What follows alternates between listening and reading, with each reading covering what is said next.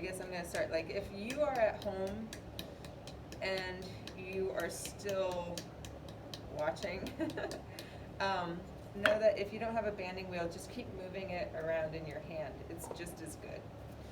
It probably gives you a little bit more of an understanding of what people did way back in the day when they didn't have much to go on. I've seen tribal videos, like videos of people in like African villages and things like that, and they'll take this like disc, they'll have a disc and they'll turn it with their toes.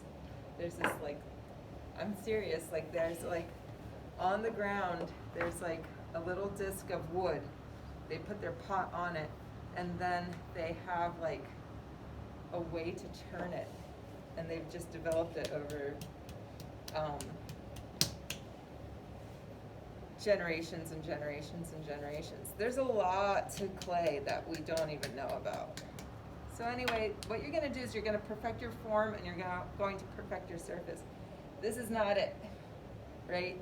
This looks kind of textural. I would refine it a whole lot more. Either that or I'd make it purposefully textural, you know, something good. So this is where you can kind of decide on some things.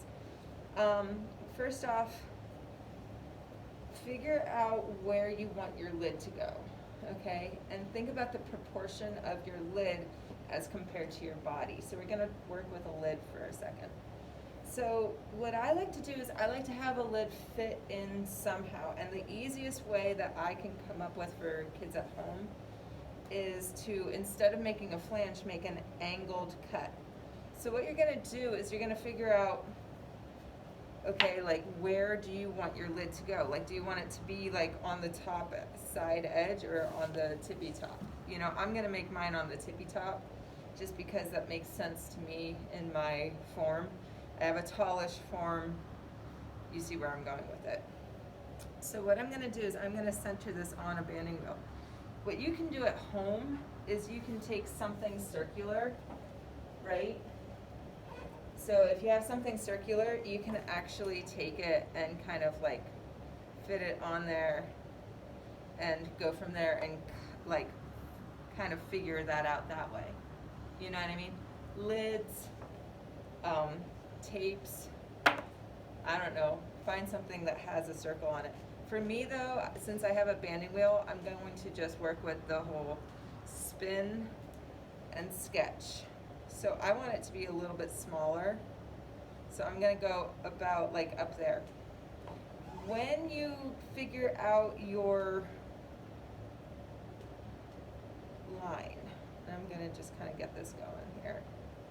All you have to do is from there decide and then take an angle to your cut. So this angle should be angling in towards the center or radiating out from the center. So make sure that your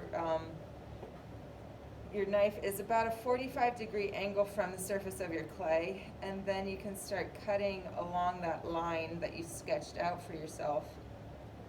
And as far as the proportion goes, I'm trying to go with something a little bit smaller.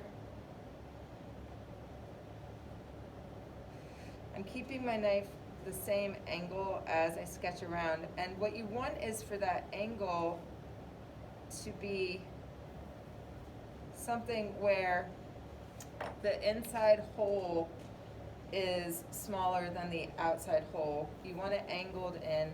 I'm gonna clean this up a little bit. This was definitely way too wet for me to cut with. I mean, definitely make it so that it's a 90 or a leather hard piece. But you can see how like this will just simply fit right on top and it won't sink inside. If you were to cut it straight down, that would not be the case, right? So now you have to say to yourself, okay, I'm gonna clean this up. I'm gonna make this look professional and legitimate, and I'm also gonna make a knob for it. So first off, how big do you want this knob in comparison to your lid, and also in comparison to your, you know, body? So for me, this is pretty big. This is going a little bit smaller. I actually like the bigger size. I think that the bigger size is more balancing with the bigness of this. So I'm actually gonna go with that. And then you can say to yourself, okay, like what is my theme to my teapot, right? So like maybe I want everything to be extra tall, so I might just pinch this so that it's tall.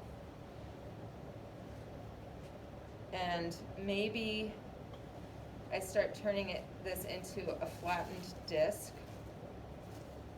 I don't like that. I'm gonna keep working with it. So be prepared for some knobbing on a completely separate demo, and you guys might benefit from that video if I just do a separate demo of knobs. So I would say this: look at size, look at decoration, and kind of look at your plans and figure out what it is that you want to do in terms of a knob. I'm not sure of that proportion. This is a great demo, right? But it's something to put on Google, so let's stop it now.